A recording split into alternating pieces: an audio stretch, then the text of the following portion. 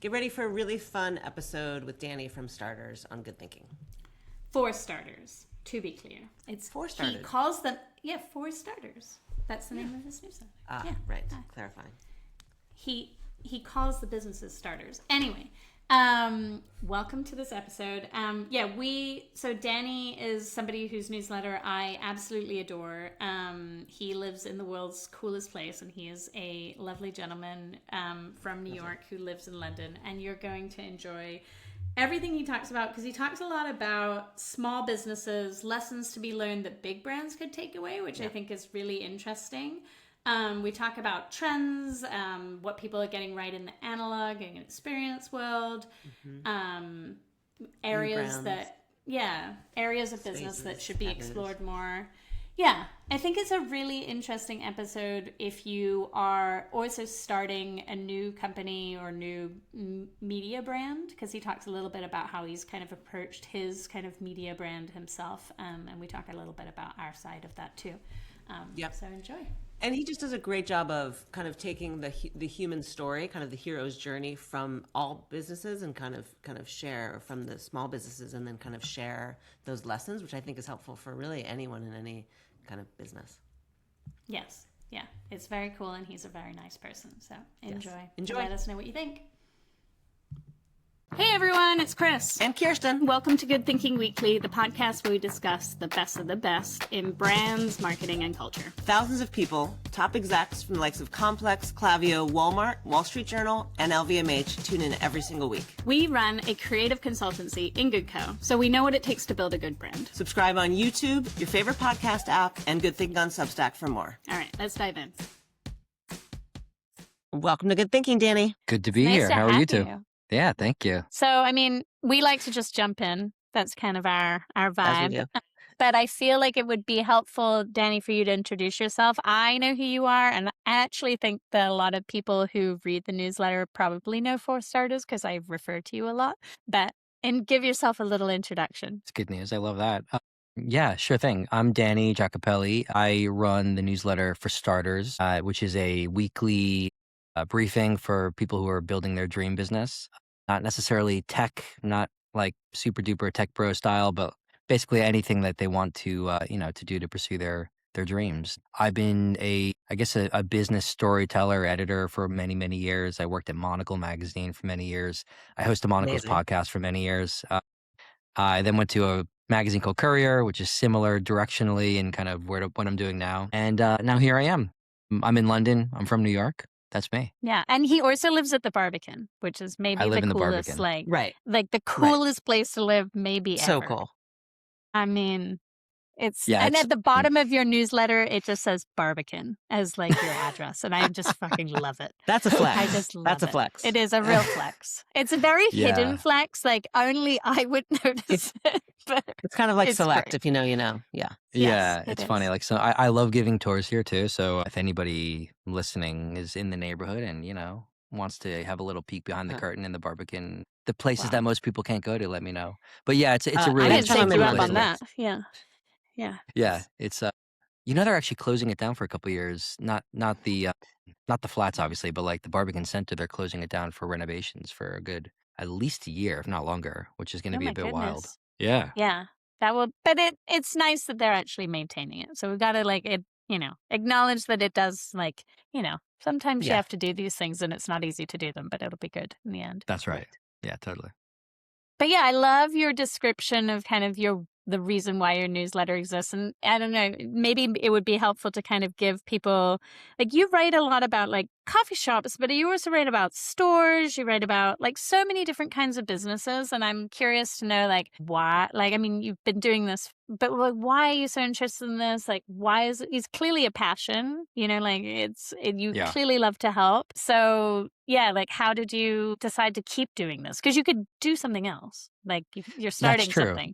No, that's true. Really I could become a farmer or something, or I could, join the Peace Corps. No, I kind of fell into this by accident. I joined Monocle in 2011, so very long time ago, and I pretty quickly got given the keys to the business podcast back when Monocle 24 was like a new thing. That was their the radio station. So I was, my early 20s, and I kind of fresh out of grad school, and I was kind of like on the research desk at this 24-hour crazy podcasting station that Monocle was setting up. And they were literally within like, I don't know, a couple months, they were like, all right, you're not going to produce this show. And then a couple months later, they're like, okay, you're the host. So I ended up just hosting the show for 7 years, 7 years. And that was a really kind of magical gig to give a curious 20-something-year-old, traveling around the world, interviewing everybody you could imagine, Monocle type people, but non-Monocle type people too, if that makes sense. So, shopkeepers, ambassadors, billionaires, weird tech people. And I kind of caught the small business bug there, where I was like, the most interesting stories are usually the people with really interesting life stories. They failed. They maybe didn't raise a whole bunch of venture capital, but they're just kind of pursuing their life's work. So that's when I was like, okay, I love these types of stories. And then at Courier, it was all about that. So Courier was a print magazine about people, we called it modern business stories. But again, it was that not explicitly tech focused business founder who, they could be running a coffee shop in East London. They could be having a plant shop in whatever, Athens, or they could be building something seriously hefty with a lot of tech money, Right. VC money behind them. Mm-hmm. But the point was that all business stories are not that latter one, whereas most business media makes it out to be like every business owner wants to be, Sam Altman or Elon Musk, when actually that's less than 1% of all business, far less than 1% of all business owners are explicitly tech, unicorn, moonshot kind of businesses. So that's a long way of saying, I was like, well, why aren't there many media outlets out there that are telling these stories exclusively? And, whereas most business media is like just tech. I'm like, no. Like the cooler stories, the more interesting stories are the 99% of other businesses out there who I call starters, just as a little kind of, branding. But, and yeah, that's a long way of saying that's why I'm doing what I'm doing. I find it really just personally interesting, and I think it's needed out there. I love that. I think Yeah. it's so needed. And I think it's such a different but so important perspective, because I think it's the storytelling, I think it's the personalities, just like the kind of the realness behind it. But then I think there's also lessons for people starting businesses, big, small, personal brands, whatever it might be. Like, what's the thing that drives you the most to want to keep doing it? I just think it's, there are more people who want to start a business now than ever before. So that, the stats back that up. There are more business applications getting, registered in the US than ever before. Obviously, some of that might be layoffs. Some of that might be people who have multiple side hustles going on. Right. But like directionally, people are building businesses more now than ever. Gen Z happen to be more entrepreneurial than any other demographic. So there's like this huge wave of people starting a business out there. And I'm like, well, I can help them.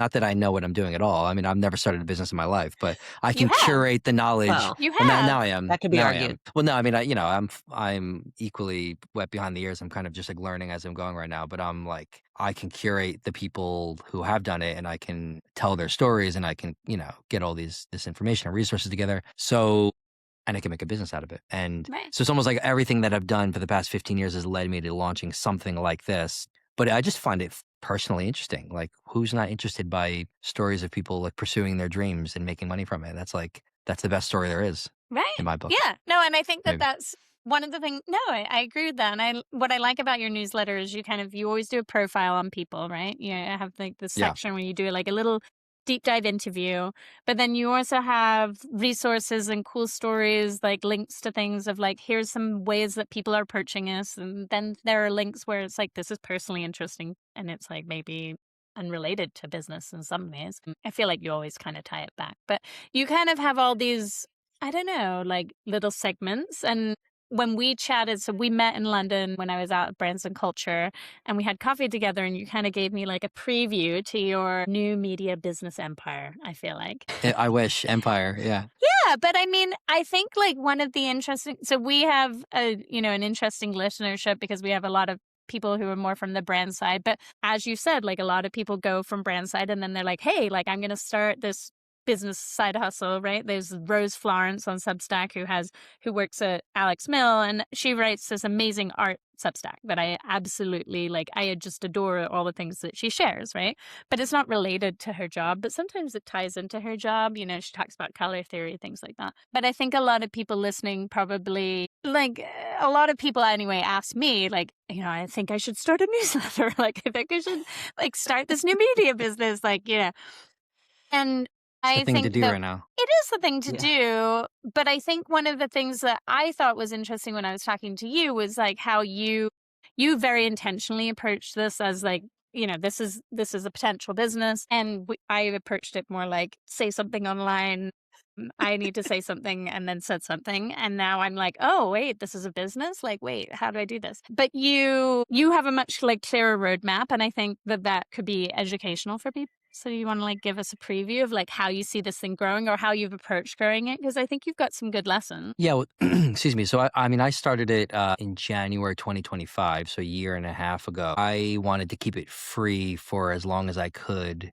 I mean, there's two different paths you can take with newsletters. One is charge immediately, and that's a school of thought that a lot of people abide by. It's like as soon as you launch, have a paid tier, build the habit of getting people to take out their wallet and pay for it.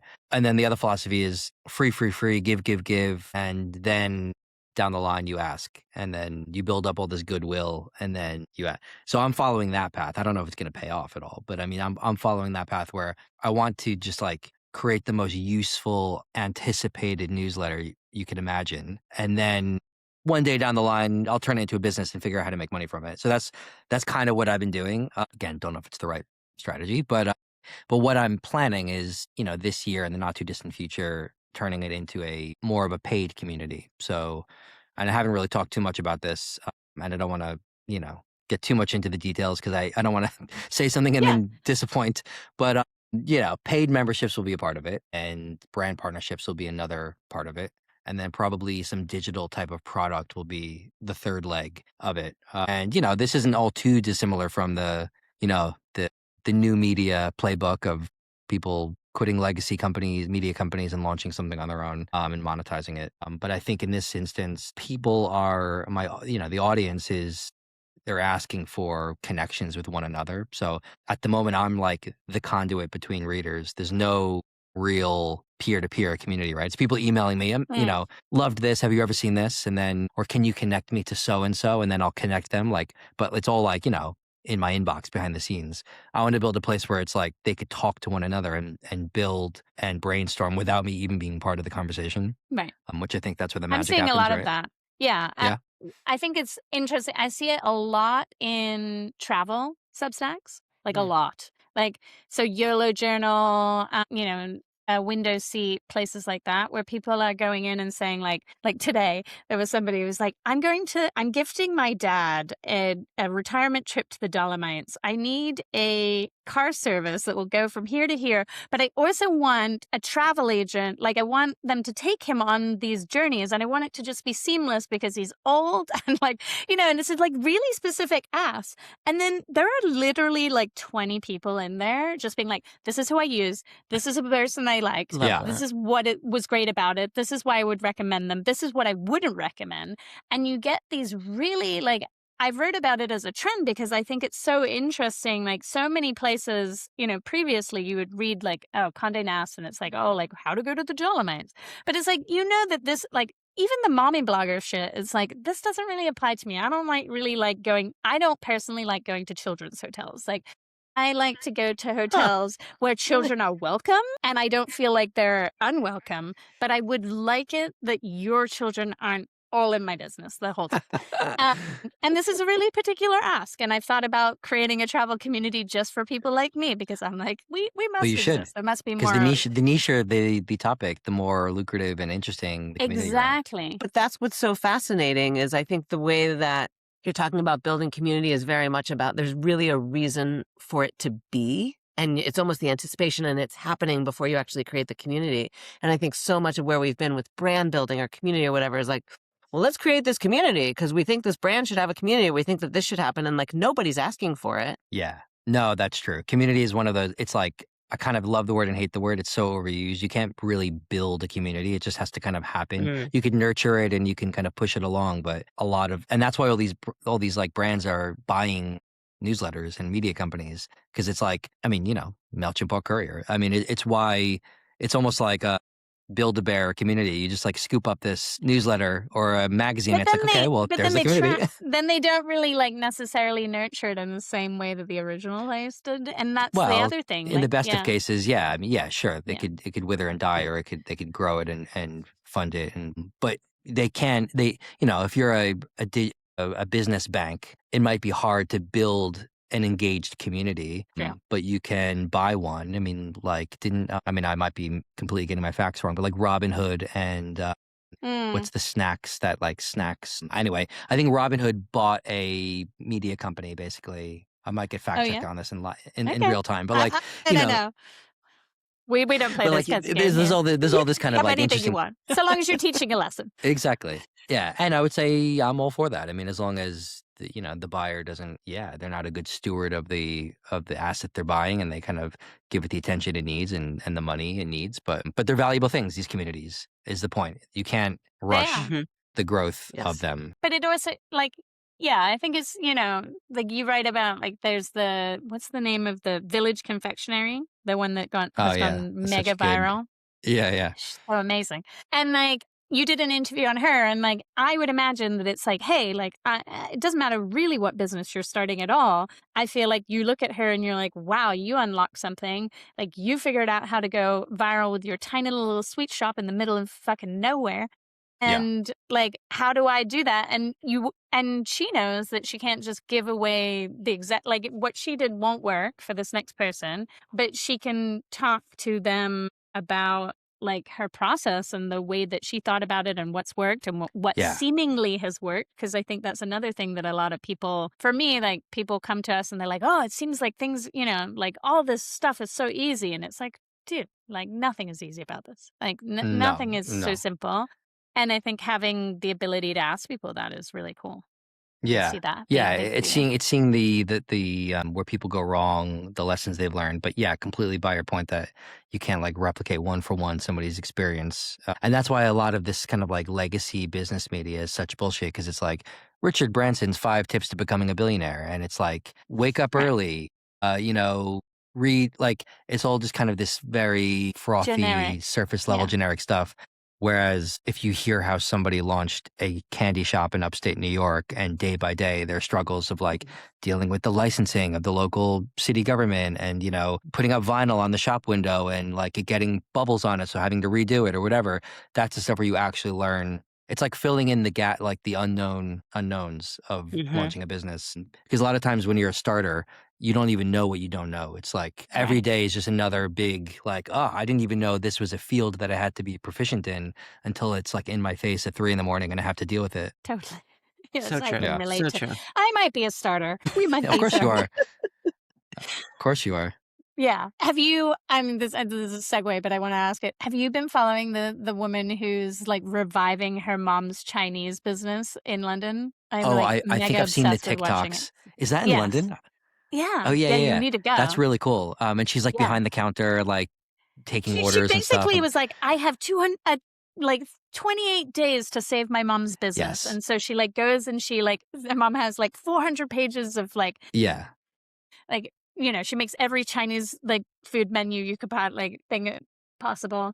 And then she's like, okay, so she changes the menu, and then she like, they revamp the specials, and they revamp the interior, and like they try not to take away all the character, and her mom's like now a superstar, and it's very cute. Yeah. But it's like, I think those stories, like no matter if you're a starter or not, those are inspiring. So you're kind of and that's the thing. Yeah, totally. I mean, even at Courier, I mean, I couldn't put a figure on it, but I would bet a huge proportion of Courier's readership weren't at all thinking of starting a business. They were just there for the stories, the brand discovery, the vibes, the entertainment of it. And I mean, there's certainly. I mean, I ran a survey of my audience, and like 1,000 people took the survey or whatever, but like a good proportion. Yeah, it's a good. It's enough where you could kind of get a sense of like, is this statistically significant? And like, there's a small but not insubstantial number of people who are like here for the vibes, right? They're just like, I just want to follow along and, see these That's cool neat. stories. Yeah. I mean, I Yeah, guess I am have a business, but like I just find them cool. And I feel like you find interesting businesses and you always link to things that are just like cool and interesting. I don't know. It's thank you. one of my Thanks very much. favorites. Thank you. I would love to hear, Danny, what some of your favorites are. Like you write about kind of some great companies, some great stories, and kind of within some of those, what are some of your favorites? What are some of the ones that really inspire you that kind of linger? Yeah, it's a good question. I love all the stories I put in the newsletter. No, They're all your one of baby. yeah, so like a good example of like a company that I just have loved for years now is this company called All Day Goods here in London. I don't know if either of you Hmm. know them. Basically, this guy Hugo, he was a chef and a restaurant owner in London, and during lockdown, he decided that he wanted to. I mean, all of his friends were like, "Where do you get your knives from? How do you get a really sharp, good quality chef's knife?" And at the same time, he saw a lot of plastic waste in restaurants and Mm. kitchens. So he decided he's going to work with different restaurants and brands and institutions and nonprofits to melt down their plastic waste and make knife handles out of them. And then he Mm. works with a really Wow. quality, like, steel provider. First one was in Japan, but now I think he's using one in Sheffield in England for the steel. But he makes these beautiful, him and his team make these beautiful knives. But the clever part is that like he'll go to a restaurant and he'll say, "Okay, give me all of your plastic waste from your milk carts or something like that, milk Right. cartons." And then he'll use their specific plastic waste, make a knife, like kind of co-branded with them. Yeah, And cool. it becomes this beautiful kind of sustainable object Nice. that initially he did them in drops. So it was Mm. the drop model where, okay, Tuesday at 5 p.m., come and get the whatever 300 knives on sale. And then they go in like 5 seconds. Now Okay. he has a bit more of a System. ecom shop, Right. yeah, where you can kind of buy it as you want. But it's just this like beautiful business where it's like sustainable. It's a brilliant idea. It's done with like flair and really good design. I think he just raised a bit of money too, and yeah, so that's one that I've loved in London for a while.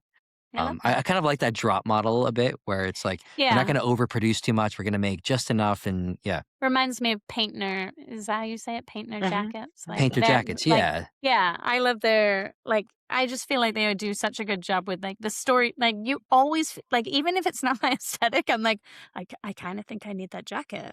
Like just from the storytelling of the whole thing, and that's why like they're so brilliant at it. Yeah, yeah, they're so good it's at all it. about the storytelling. Yeah, Yeah, the way that they weave this tale around the fabric and the why they made it and the colorways and you're just there for the journey. And I think a totally. lot of people, I think Alex Mill as a bigger company kind of has started to do some of that, like, and they do it really nicely with the small producers that they work with in Italy and things like that. But I think there's a lot of lessons to be learned from some very successful small businesses that larger businesses could Yeah. really learn from. Yeah, and it recently in the newsletter I feature this. I did this interview with this company called Yanaa, and they're in France. It's two people. One was I a wrote about former them, and pro. they Oh, you did? mentioned you. Yeah, yeah. I mean, I knew because she was a snowboarder, and Chris, he's like this crazy inventor guy, genius guy, and they are like, like athletes eat shit food. It's like overproduced, processed, not very Yeah, tasty. And they're like, why don't we put real food cooked in like Provence in right. what looks like a baby pouch. It's like a squeezable baby pouch, Yeah, and they're like it's the for on the energy go. pouches. Yeah. And Exactly, they're yeah, but it's like savory and they have like delicious flavors. I thought it was so cool. And it's a brilliant idea. it's a brilliant Mhm. idea. And we could talk about food trends all day, I feel like. But so many things are sweet and like I just can't. I don't understand. And we've had Fred Hart on this show before talking about that. And so many people like untapped, like just basic things like savory foods. Like there's a bunch of Yeah, people that want them. You can do it. It'll be all yeah, right. And that yeah. pouch, I mean, that baby pouch, like whenever we invented that, like that was genius. Just The genius. I pouch mean, is we such don't need a. more plastic, but like also, yes. I think there's a bit of an education job they probably have to do where people might look at it and be like, "Oh, isn't that like for babies or something like that?" But But I once you bet get they over have that another hurdle, market right there because there's a yeah, bunch of parents who like really not thrilled with the things that they're putting in their babies. And like those pouches are I think there's some good brands, but like Little Spoon and things, but they're not ubiquitously good. Like there needs to be there can be more. There's space for more there too. Yeah. What are some brands and businesses that you two have spotted recently? I mean, Oh, need of God. something for the newsletter this week. Tell me. Well, you should read our newsletter. Then we could I do. change. Yeah. But like, what's some really interesting trend that you two have seen, or maybe not trend, but just noteworthy. I can think of one. Start. Yeah. Tell me. It's not a tiny brand though, but I wrote about it last week. I thought it was interesting. It's a brand called Milkadamia, and they're making oat milk sheets. Like they literally look like almost like those like fruit sheets that you can like chew on, like those. Yeah. Types of Oh, things. I know They them. look like Yes. that. You put them in a jug of water, and it dissolves the milk. So it's like oat milk or almond milk, and it dissolves in it, and then it's just you have a jug of milk for your smoothie or whatever. But they save so much money on not shipping the liquid, because like you're shipping all of this liquid when you're, like your almond milk has like literally 3 almonds in it. So you're shipping mostly water like around the country, like to different warehouses, like storing it in these gigantic warehouses that then have to be refrigerated with enormous amounts of energy. And they save so much money on just shipping and water and storage space. And I think that's fascinating. Like, I think it looks gross. Yeah. Like when I first saw it, I was like, oh God, like that's terrible. But then when I thought about it and I was like, okay, like that's an interesting, it reminds me, Kirsten has this like toothpaste like tab that she uses sometimes. I was just gonna say, it reminds me of that toothpaste thing. Was it Bites? Is it called or something like that? Yeah, I think Yeah, it is like- Bites. Yep. Yeah.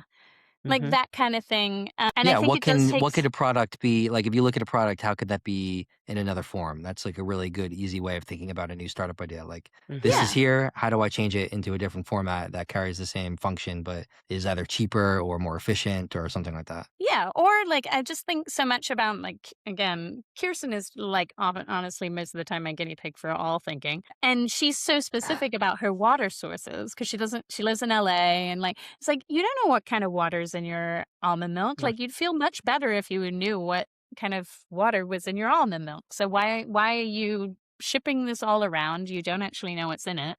I think I think new form, like, and we've had no shortage of like new format, put protein in everything, things like that. I think it is interesting to see lately, like more of that, like I'm building a sweet shop in a neighborhood that I'm building a plant shop. I'm building a bookstore. Like I actually think a lot of people are kind of going back to that. And I think largely because of AI. Oh, they totally are. I mean, I'm really big on that trend of, real life maxing. You know what I mean? Yeah. Just like live as a real human. Don't necessarily live in your Claude, chat box. It's like build a retreats business, build an events kind of arm to your company.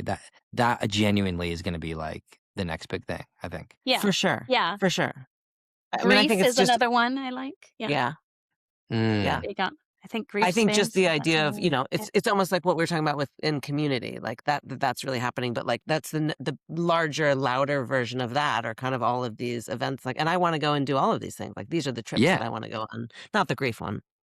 Yeah. But No, but like, I mean, I just think we talk a lot about taboos. And so that's another space that we talk about, like as an area where it's like grief is just, been unspoken about for a really long time. But then meanwhile, there's so many people dealing with it and wanting to deal with it in a different way. Another business we really like, we had them on the pod, not small, but like I'd say still in starter mode, was Othership. Sounds We really familiar. love- What do they do again? They, it's interesting. So they're like a fascinating one for like looking, I think they have 4 or 5 founders. yeah, Talk about being fact checked, but it is in the pod.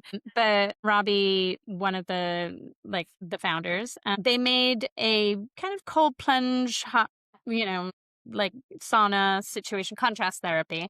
But his approach to it is completely the opposite of contrast. Like it's not like, oh, we have contrast therapy as an amenity. Like, he's not interested in that.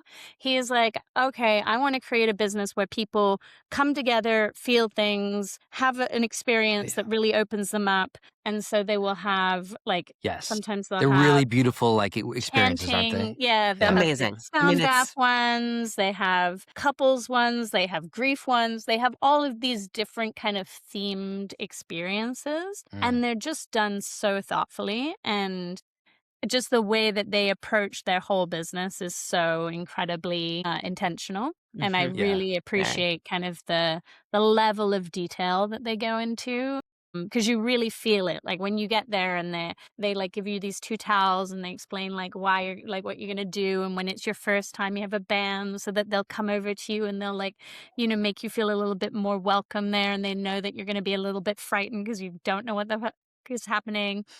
And they do experience really, really well. Yeah, Like it's you really feel the intention from when you check in at the desk people to through the actual experience that you're having. And I think, as you know, to do that and to do that right, like really takes some mindfulness and some thoughtfulness Yeah. to really do it. I think, yeah. No, go It- on, sorry. It reminds me, one of the brands I think I'm most excited about is, Chris, you just wrote about it, is Gentle Noise. And it's Manoj Diaz, I think I'm saying it right, who is one of the founders from Open, one of the previous founders from Open. But I heard him speak. He did a couple meditations at Summit. And the way I'm going to do a terrible job of kind of deciphering, but I think similar to Othership, he's trying to, whereas Open was kind of meditation for kind of people in their busy lives and trying to do this while they're kind of maintaining this maximalist kind of attitude or existence. He's kind of looking to be something that's even maybe more differentiated in that, or maybe more stopping people from just living that way. And I don't know enough about what it is, and I think you can't find out yet, but I'm very interested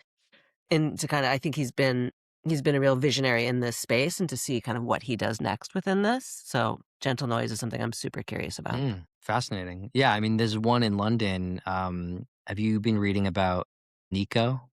Well, they're in London and Stockholm and a couple of them. But basically, I call it Neko. Is it Nico? Is it Neko? Oh, maybe it's don't Neko. know. Oh, geez. I think Yeah, it's she went. Neko. I went. Oh, I did too. Yeah, It so was it's like that rad. experience thing. It was rad. Okay, what's the age? Yeah.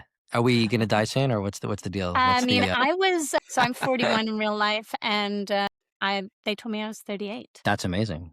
I'm not going to reveal my my health score, but no. But it was a cool experience, right? So like it was very cool. Did you go in London or I somewhere did. else? Yeah, they're opening one in New York. Right. Can't wait. I think it's going to be wild. So get in now, and you have to have a friend to like let you in. But and that we can be your friends. But I just thought, you go in, and the kind of chillness of the. I went to one in Covent Garden, and it was like a very chill experience in the lobby. And then they take you to your locker, and you have these rad Haze slippers that you put on. Yeah.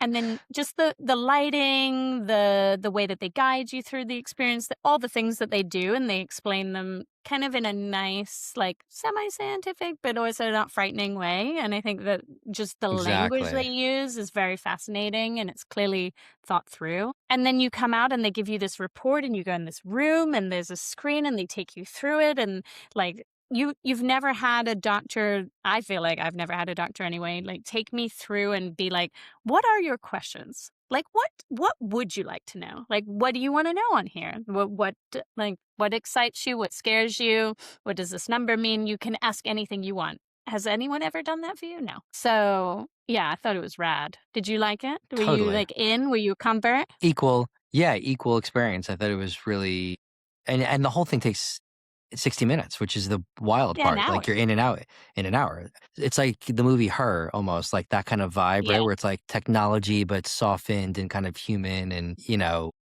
because obviously when you go into a place like that, you have no idea what's going to happen, right? I mean, they're taking blood work, they're doing like scans, you step into a crazy pod where they map every single mark on your entire body while you're standing there like half naked, but like you don't feel too, I don't know, embarrassed or weird about it because it's like guided. Yeah, exactly. Can't wait. And then and the whole thing was 200 something quid. Like it's not like this is really, I don't understand the maths on it actually. But I think it's probably one of those VC funded things that actually cost a lot more than that, but they're just like not charging as much as the cost. Yeah. Or insurance is a real scam and, Yeah, well, something or doesn't that, really Right. cost Well, $10,000 yes, when they that tell too. you it yeah. does, which, When it hits New you know, York, we'll find out if Right. they charge 4 or 5 times that or not. Who knows? yeah. Actually, I don't a know. bunch of the nurses that I talked to there, because of course I started interviewing everyone when I was there. I was like, tell me Classic. about this. They all were like, half of them worked at the NHS Oh, okay. still. Interesting. Yeah. Yeah. And they kind That's of like fascinating. moonlight because as the NHS only gives them certain number of hours, and then they actually like come in and do like these additional hours. Yeah, of course. Yeah, I did a similar thing actually. I was like quizzing the nurse about different things with I'm my sure they like. love this. Yeah, yeah, Love yeah. those. But So anyway, good. that's a great idea. I mean, I want to launch experiences too, not medical ones, but like starter ones. For starters, when I have enough kind of runway and a bit of a safety net when I launch the business properly. But like, I would love to do field trips Mm. with members. So like, let's go to Lisbon and learn from like Europe's best cafe owner what it takes to launch a cafe with longevity or something like that. Or, let's go to Tokyo and learn from like a master knife maker or something about. So that you could do all these awesome, and maybe that's like my Monocle background talking, but like all of these Yeah, like I love it. beautifully crafted small business like voyages. Probably won't be very profitable. I'll probably lose money on it, but it would be a lot of fun. Beautiful. It'd be great. Yeah, it'd Yeah. be fun. I'd go. Yeah. I So mean, I think you could do that in a way that if it's not just one business, I think you could make something really meaningful out of that, like so many people want to know how Japanese businesses put so much effort and time and like when I went to Japan once and I sat and one of my friends, you would love him if you go to Japan, you would have to meet Junichi. But Junichi just knew all of these small business owners and he took us to visit this oyster farmer and he told us all about like how oyster first of all like the taste of oysters don't come from the water, they come from the trees that come nearby and things like that. But then he also took us through his whole business and he was like, this is how like I have to do this and then I open up like this kind of restaurant here and like it's just fascinating and they think so differently like as philosophical framework for business and like to take somebody on that field trip. I yeah, think people would and really that's the like, thing, yes, right? It's please. it's the hearing the different perspective because we're so. I grew up in Long Island, New York. That's my like frame of reference for my like youth. Like, Right. but if you grow up in Svalbard or like, in like Mumbai, you think differently about the world and about business and about culture. And like that no doubt influences how you start and grow a business. So you could definitely learn things from people who are from different cities and countries about how you approach business and then bring that back to your own thinking. I think And it there's a will lot. I think there's a differentiate nugget you. of an idea in there. Yeah. Exactly. Yeah. Yeah. Oh, man, it's so needed. It's so needed. And everything that we do, just kind of that cross culture, cross perspective. I think Yeah, really yeah, is Yeah. really totally. helpful. Yeah. Yeah. Totally. So what like spaces are you most excited about? Like not just the bit like the actual business, but like the realms of business. Yeah, I mean, as a lot of people are excited right now about this doubling down on like analog stuff. Yeah, me too. I really do think, I mean, we're seeing like landline phone companies taking off Mhm. now. We're seeing like brick phones, vinyl, all this stuff. And it's not just like a twee, oh, look at these hipsters doing this kind of like age old stuff. It's like actually sales, real sales. People are really into this. So offline experiences, analog, craft, that whole thing. I think also, I think most people don't realize that all of the boomers are going to be retiring soon and handing their Yes. business to someone. And where are those Yes. businesses going? Yes. It's like this hidden thing that's happening. And like there are millions of boomer business owners who are Right. looking for Dry a successor cleaners or, and gas yeah, station you name it. owners and HVAC. And, I'm really big on the idea that you don't have to start it. You could buy it. You could buy a Mm. business and grow it with technology and a new way of thinking, a fresher kind of, just fresher take on that business model. And that's just a huge opportunity for anybody out there who's like, should I start my own business, go into debt, take out a loan? Or do I take out a loan and buy an existing company with customers and just zhuzh it up a little bit with like a fresh perspective and energy? And we're going to see a lot of that in the next like 5-10 years, I think. Yeah, I agree. Yeah. Yeah, I think What that's else? such a good point that I think isn't talked about a lot. Both the like buying a business of boomers or somebody that's kind of moving out, but also just the kind of putting a new face on a new brand. I mean, arguably, look at Erewhon. Yeah. Oh, yeah, exactly. They've been around, what, They'd since the 70s or they've been something? around for a And long Yeah. time. Oh yeah. yeah, and yeah, exactly. I mean, I can name 1,000 businesses that are not actually, started by someone, but you actually think they might have been started by someone recently just because they got a fancy new logo and tone of voice and an Instagram account, but actually they've been around for a while. Yeah. I mean, Like So, AG1. Like AG1 right. went through some oh, that's real right. like Yeah. some real pivotal changes during a few years, and then look at them now. But I mean, it's yeah.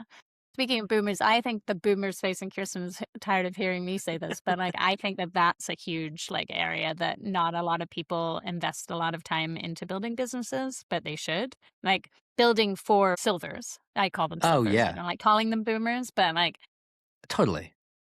like Yeah, we're obsessed with like capturing the Gen Z audience and yes, like and what's Gen alphas, and it's like Alpha gonna do? Like what are the 4-year-olds of the future gonna buy when you have these like wealthy 65, 70-year-olds that are with very underserved. that are Yeah. underserved and every product for them is like so cringe and like, help I've Yep. fallen and I can't get up kind of like, vibes when actually not, you know what I mean? Like not all I mean, of very that few You're of them. speaking her generation love are, language. You're speaking her love Yeah. yeah. language. No, I'm it's on totally this true. case all day. Like I'm like, guys, like we could just do an entire, business thing around like just look at what they need. Like Yeah. it's ridiculous. Like Yeah. And we're so Yeah. obsessed with like capturing this like elusive Gen Z kind of dollar. Like, what do they want? What do Gen Z want? And I'm guilty of that too sometimes in the newsletter. It's like, because it's just an easy demographic kind of thing of like, Gen Z. But actually, kind of, they're one of 5 or whatever generations out there who have spending power. What about Gen yeah. X, the forgotten generation? Like, Hello. what do they want? Hello. I mean, There's a lot that we they want. want reading glasses and things like that Yeah, that are cool. I we mean, the do. amount of time that We Kirsten need and I all the spend in reading glasses. All the reading glasses. Are in those all every identical to the city. ones on your head? No, I they're think all they're a little different, but they're different. all big. They're all big, but we can do a showcase. But we go to Look at this. cities and Yeah. literally she's like, where's the eyeglass store? And then she walks in Right. and she goes like, do you have readers? And then they'll say yes or no. And then we do this act like in Oh, every city, in every country we've ever been to. I love this. Bring it to yeah. London. There's a lot of great eyeglass stores, a lot of historical great kind of shops here. Yeah, but Here for it. I think a lot of them, yeah, I think one of the things is like it's hard businesses need to do sometimes a better job of like making that easy to find. And like Yeah. so Oh, much of totally. like what I like about your newsletter is like it's like you're unearthing these businesses that aren't necessarily always doing the best job about promoting themselves, and people will say the same. It's like I'm just a voracious reader and I like spend too much time on the internet, but like I do think that there's another resource is just like documenting like rad places that already exist, and because Yeah.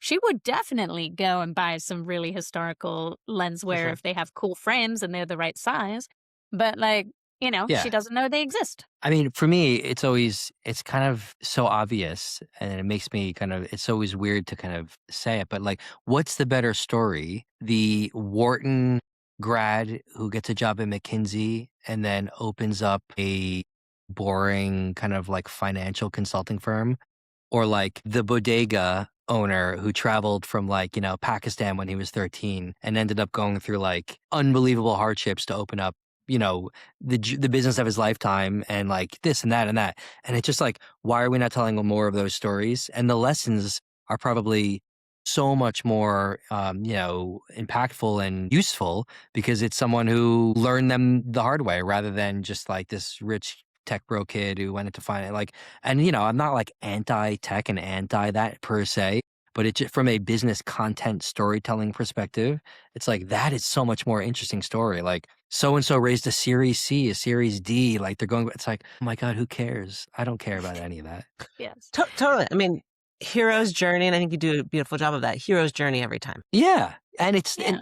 hero's journey, and it's a useful journey because they much more likely made failures in mistakes that impacted their life more so than the person who was sitting on $30 million in, a Series A funding from like, Andreessen Horowitz, who probably could raise again right after they failed from some other VC.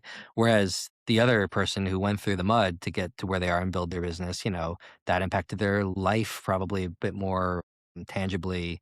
I'm obviously stereotyping here, but I think like purely from a content storytelling and useful perspective, that's the one that I want to go for every time. Totally. All right. Oh yeah, let's do it.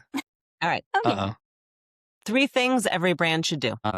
3 things every brand should do. I would say not hop on, I'm saying it in the negative, but not hop on trends just for the sake of it, right? Because trends are often fleeting, and especially in this TikTok age, they go away within like 24 hours. So, stay the course. Don't hop on like the next fleeting, shiny trend just because you think that you need to. I would say they should lean on their network. So if you're starting a business, if you're a starter, you just launched a business, don't be afraid of asking for help from the people around you, right? Your friends, your family, people on LinkedIn. Don't be afraid of like sending a cold email to someone and saying, hey, can you help me out? Do you know someone who can do this for me, XYZ?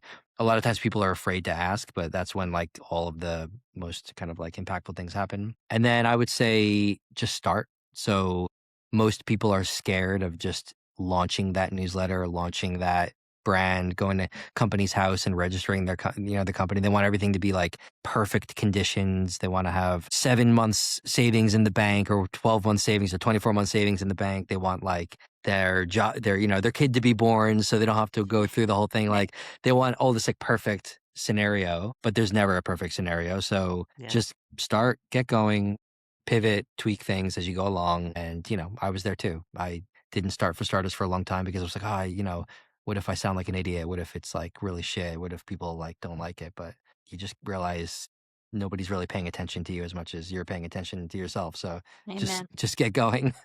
Mm-hmm. Yeah. Great advice. Great advice. What's the trend that has you the most excited? I would say, we've covered this a little bit, but the offline experiences. So people who are launching retreats, businesses, people who are launching in real life summits and making quite a lot of money from it too. Getting like-minded people together in a room, offline, no tech, no Slack, and learning from one another. I think that's never going to go away. So, and we're seeing a lot more of that now. So I'm really excited about it. What's one thing that most brands get wrong, and who gets it right? One thing brands get wrong is they assume that you have to raise money to start a business.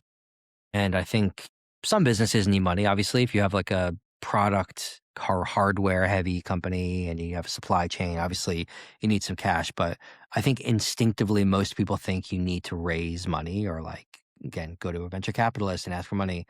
But the truth is more and more and more businesses right now are bootstrapping. The data backs that up. People are, even tech companies, like they're not raising as much as they used to. They're deciding to, there's all these names like, unicorns and elephants and whatever. There's like, you name it, there's like an animal for a type of business. But Camel, it's like a business that like stores money on their back. It doesn't raise and keeps it for the, for a rainy day. But like, yeah, I know it's kind of nuts. But like, I would say be more of glossary. Right. Yeah, like a zoological children's book about yes, please. businesses. But I would say you don't always need to be like, or you don't have to like wait to launch a business until you have money. You could just start small, and eventually your new customers will pay for your existing overheads, and then it kind of, the flywheel starts. And I think that like, that's like a mental thing in people's head. They think that they just need to have money from some fancy, shiny Sand Hill Road venture capitalist when it's not true. Amazing. Who gets it Amazing. right? The businesses who bootstrap. Yeah. I love it.